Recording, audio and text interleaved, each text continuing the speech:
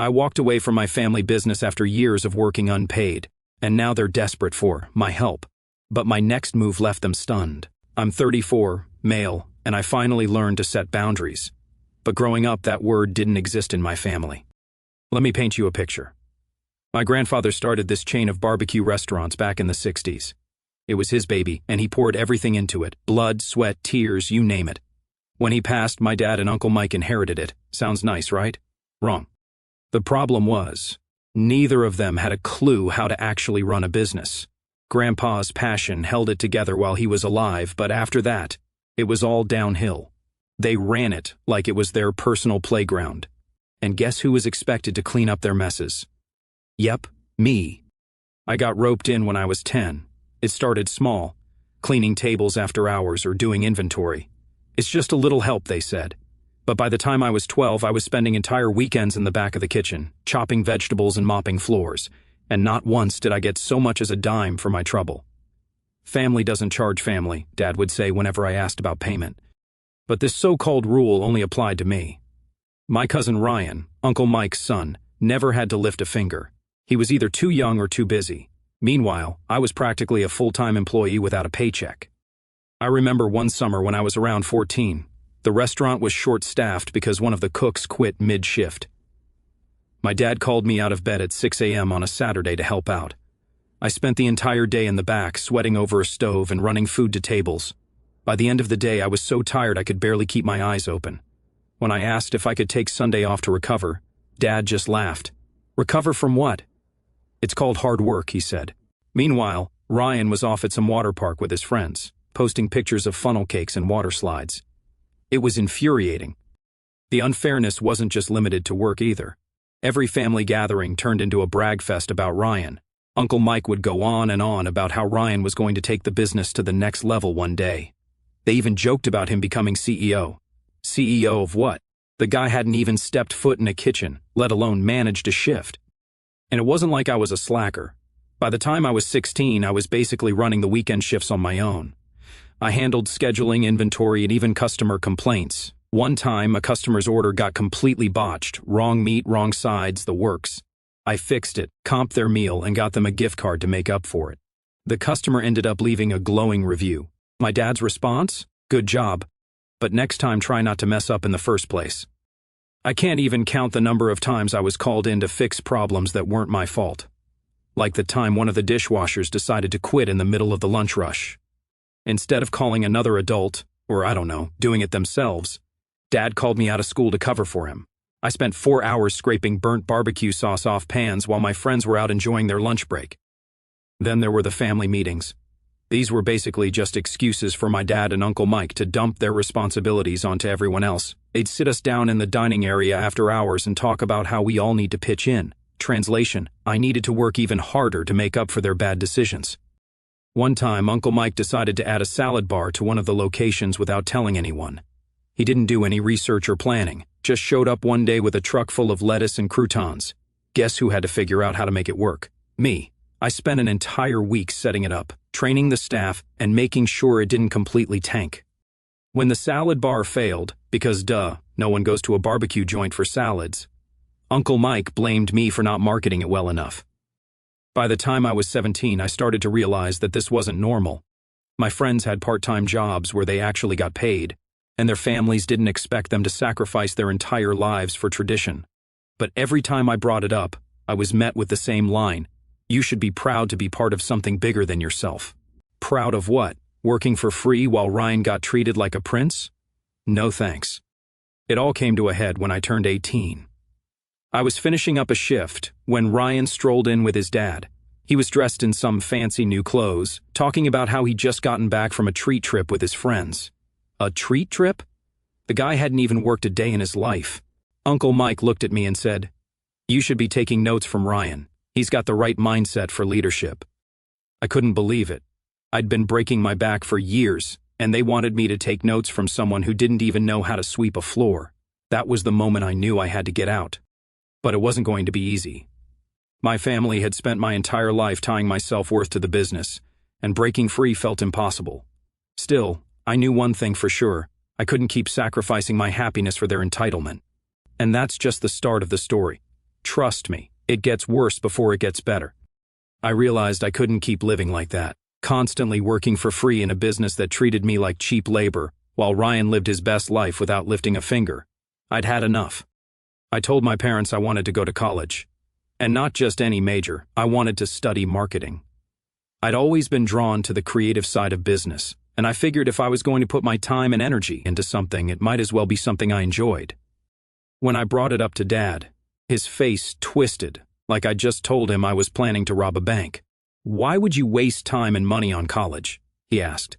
"You've already got a career lined up here. You should be grateful we've built this for you." "Grateful for what?" I shot back. "I've been working here for years without pay." "That's what family does," he said, like it was supposed to make everything okay. "Ryan will join us eventually, and you two will run it together. That's how we keep the legacy alive." Ryan. It always came back to Ryan. This guy who still didn't know how to do a single thing at the restaurant was apparently my future business partner. I knew I couldn't let that happen. Uncle Mike, of course, had to stick his nose in. "The business doesn't have extra funds for college," he said, as if I'd asked him to sell his car to pay for my tuition.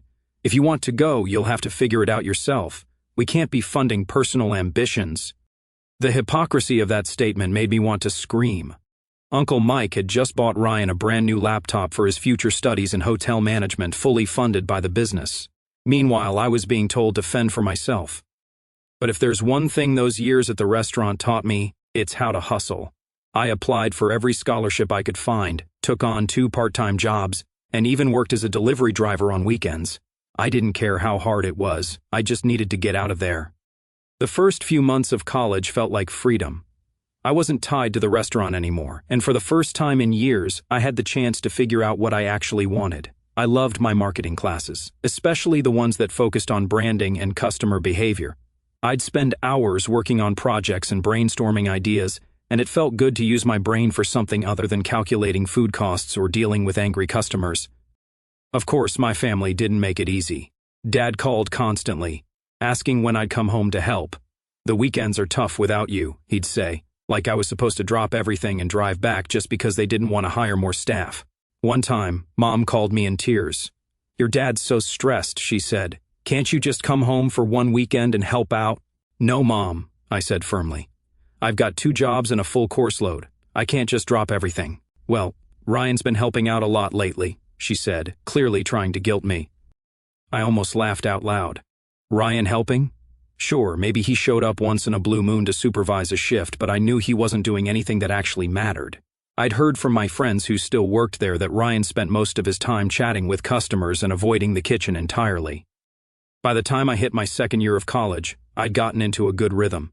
My scholarships covered most of my tuition, and my jobs paid for the rest.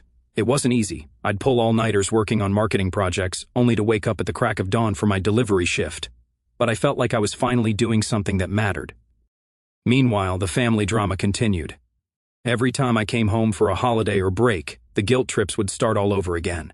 Dad would corner me and say, "I don't understand why you're wasting time learning about marketing when we could teach you everything you need to know right here."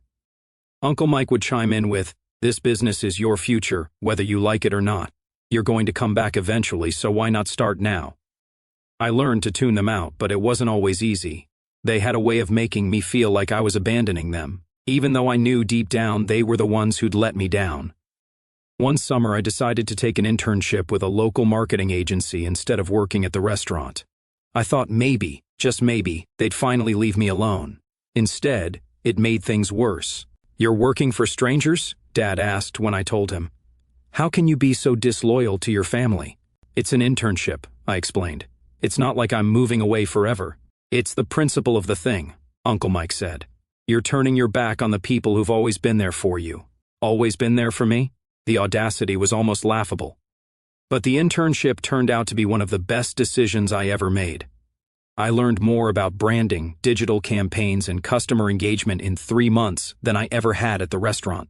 By the time I finished, I felt more confident in my abilities than ever. Of course, my family didn't see it that way. When I came home for Thanksgiving that year, Dad gave me the cold shoulder for most of the night. Uncle Mike made a snide comment about how real loyalty doesn't come with a paycheck, and Ryan couldn't resist bragging about how he'd helped run the place all summer. I didn't bother arguing. I knew they'd never see things from my perspective, and honestly, I didn't care anymore. I was building a future for myself, one that didn't involve being chained to their outdated, dysfunctional business. Once I finished college and started my career in marketing, I thought I was finally free of the family business. It turns out, no matter how far you think you've gotten, guilt has a way of sneaking back in, especially when it comes to family. By the time I turned 23, I'd landed my first real job at a small marketing agency. It wasn't glamorous, and the pay was nothing to brag about, but I loved it. I got to work with a mix of small businesses and startups, helping them build their brands from scratch. It felt good to be valued for my ideas, and for the first time in my life, I didn't feel like I was just some cog in a dysfunctional machine.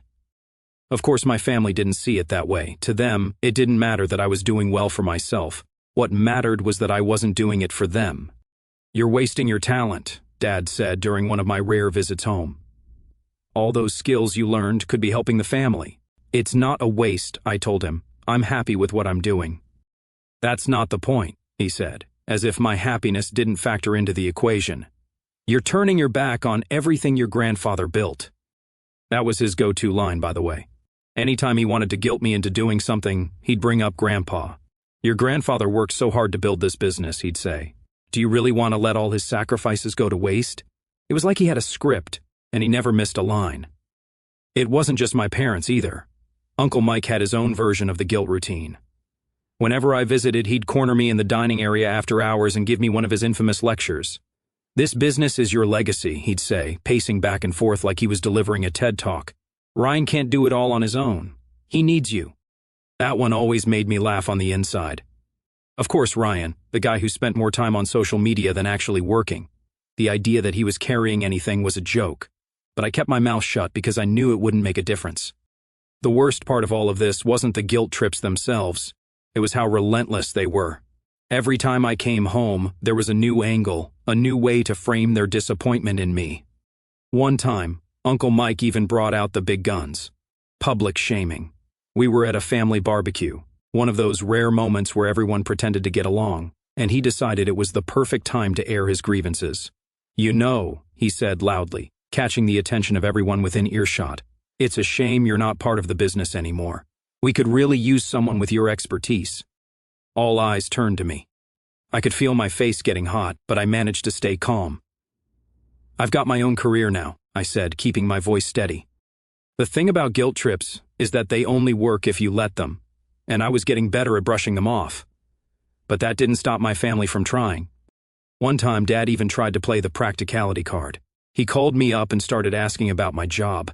At first, I thought he was just making conversation, but it quickly turned into something else. "How much are they paying you over there?" he asked, like it was any of his business. "Enough," I replied, not giving him any details. "Well, we could really use someone with your skill set," he said.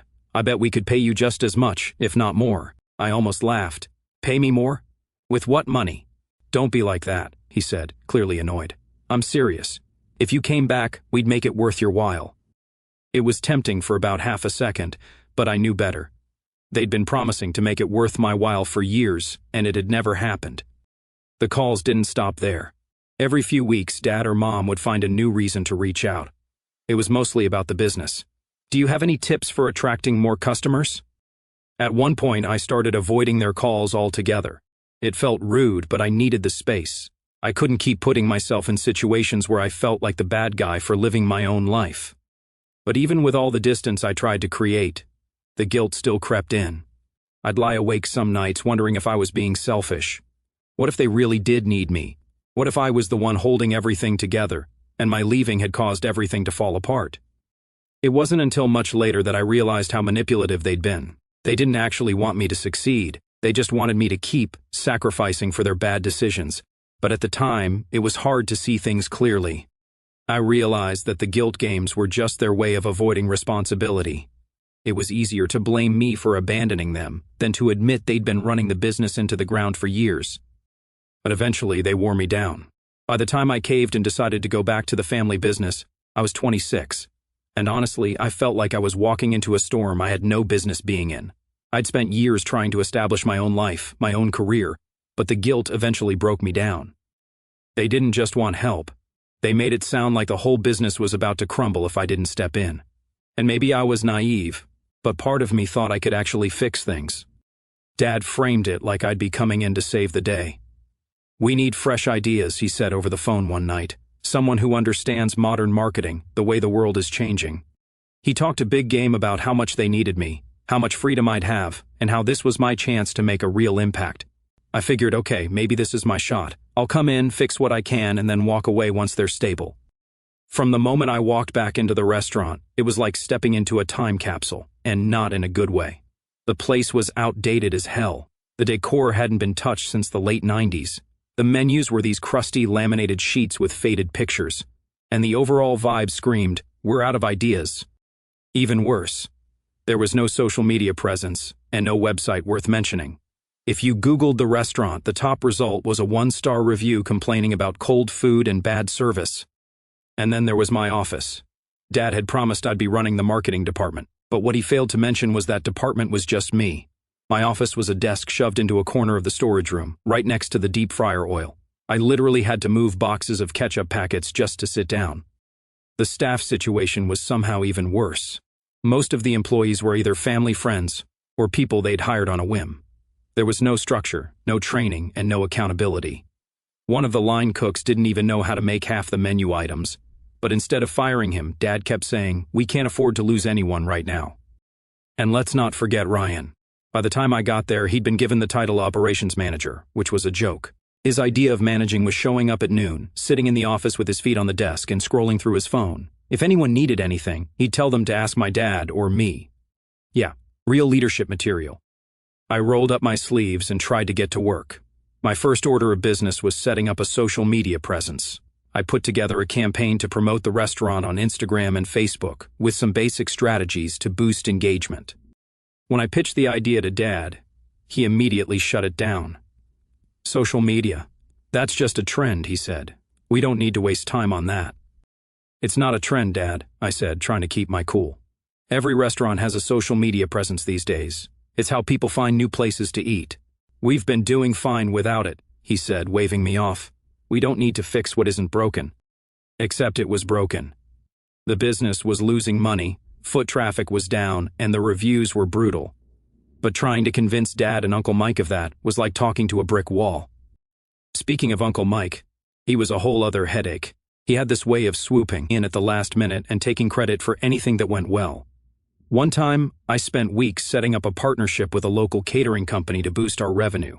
I worked out all the details, designed a flyer, and even handled the negotiations.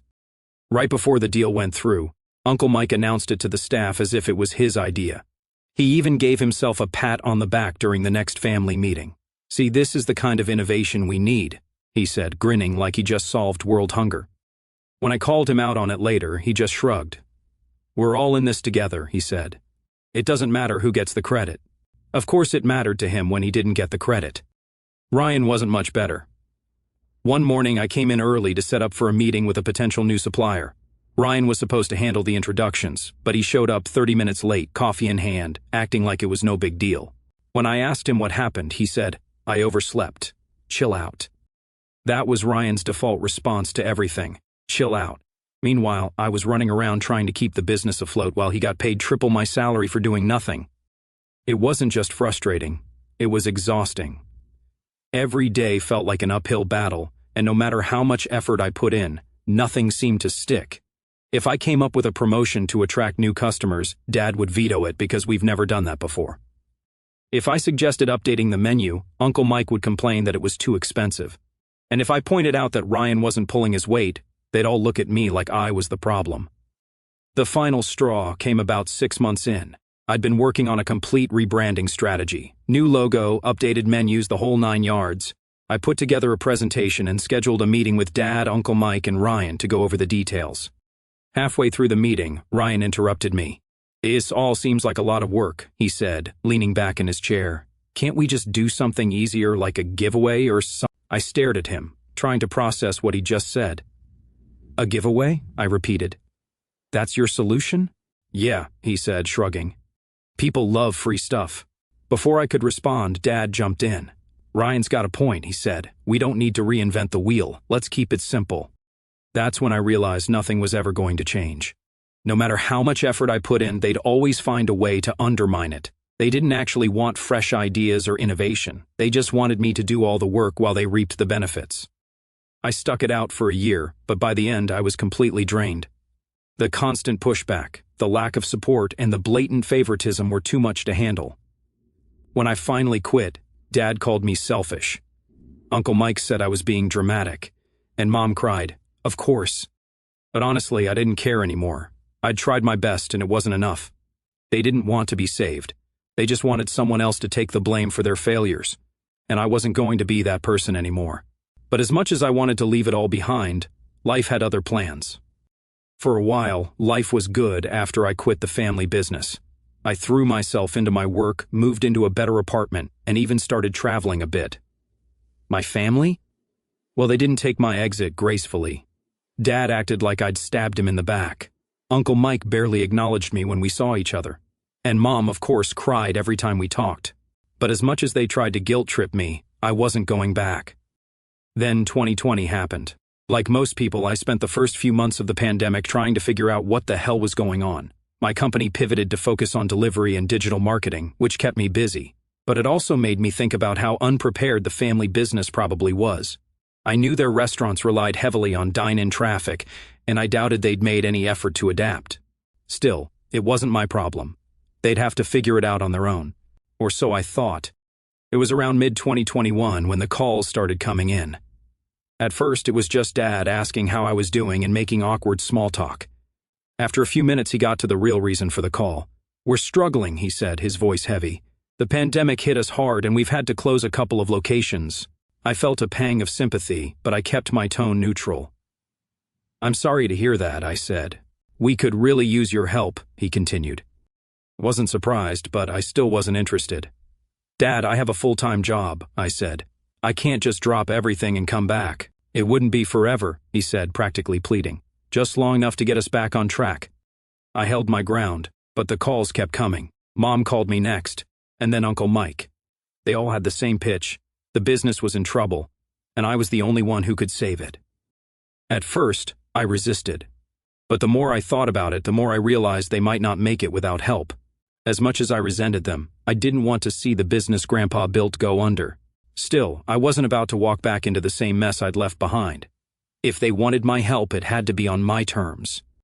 I spent a week putting together a proposal. I'd take over operations and marketing, but I'd need a 40% ownership stake, full control over decisions, and a competitive salary.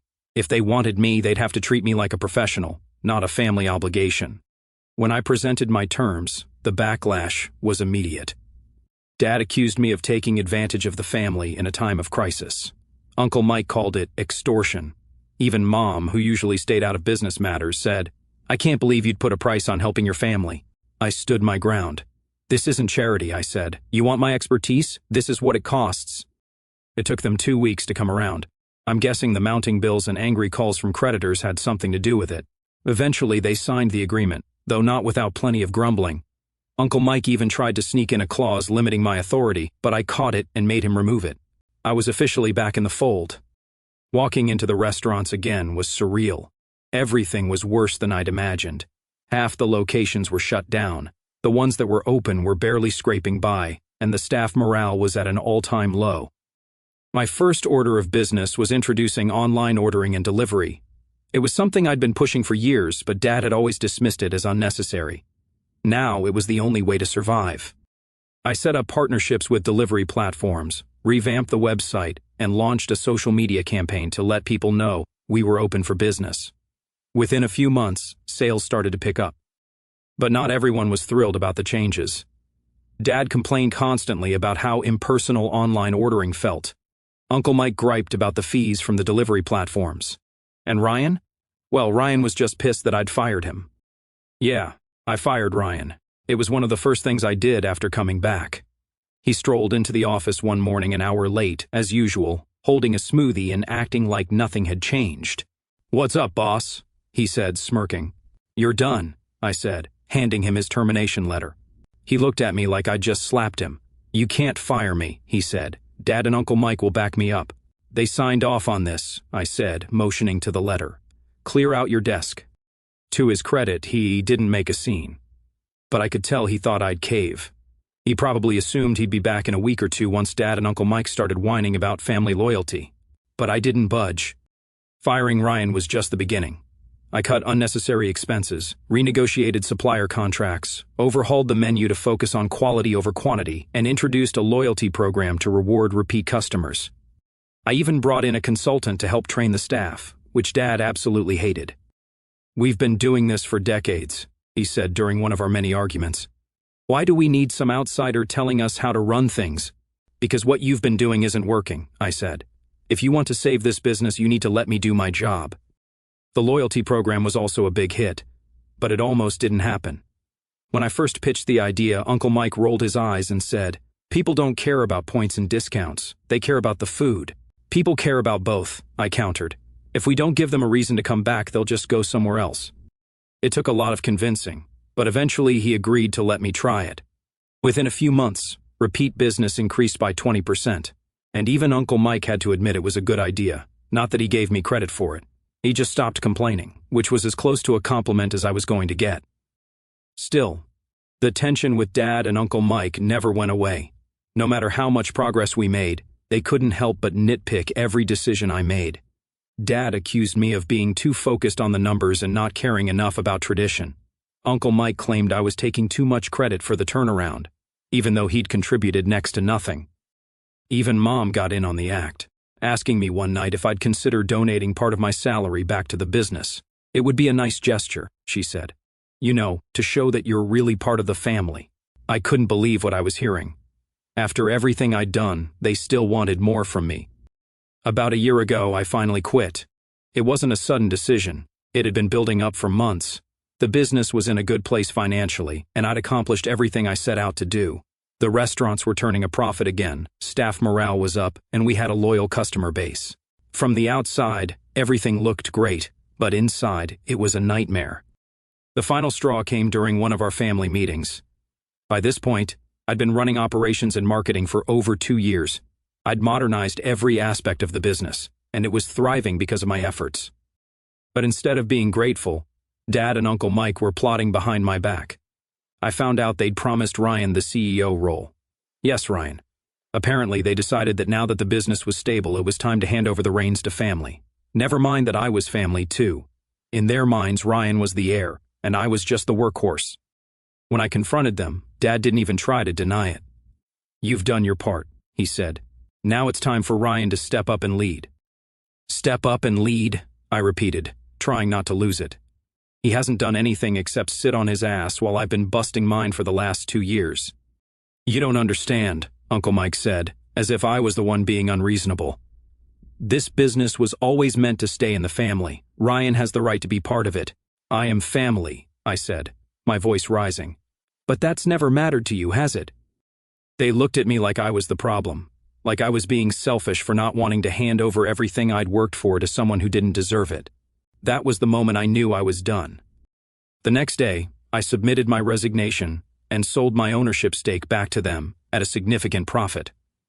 Dad tried to talk me out of it, offering to double my salary.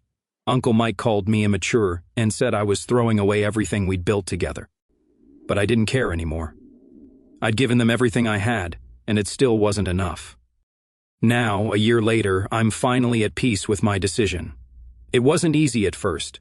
For the first few months, I kept waiting for the phone calls to start again, the guilt trips, the pleas for help. But they never came. I guess they thought if they ignored me, I'd come crawling back. As for the family business, it's not doing so great. From what I've heard, they've undone most of the changes I implemented. The loyalty program is gone. The menu is back to its bloated, outdated state, and their online presence is non-existent again. The worst part? They actually brought Ryan back. Apparently, he's managing the business now. But based on the reviews I've seen, he's doing exactly what I expected. Nothing. Customers are complaining about long wait times, rude staff, and inconsistent food quality. The restaurants are losing money again, and at least 3 locations have already closed. Do I feel bad about it? Not really. I gave them the tools to succeed, and they chose not to use them. That's on them, not me. But at the end of the day, it's not my responsibility. I spent years trying to fix their mistakes, and it nearly broke me. Walking away was the best decision I ever made, and I've finally stopped feeling guilty about it. If there's one thing I've learned from all of this, it's that loyalty isn't about sacrificing yourself for people who don't appreciate you. True loyalty goes both ways. It's about mutual respect and support, not blind obligation. Now, when I look back at everything I went through, I don't feel bitter. I feel proud. Proud that I stood up for myself. Proud that I set boundaries. And proud that I had the courage to walk away. Life's too short to waste on people who don't value you. If they can't see your worth, it's their loss, not yours. And that's where I'm at now. Finally at peace. Finally free. And honestly, it feels pretty damn good.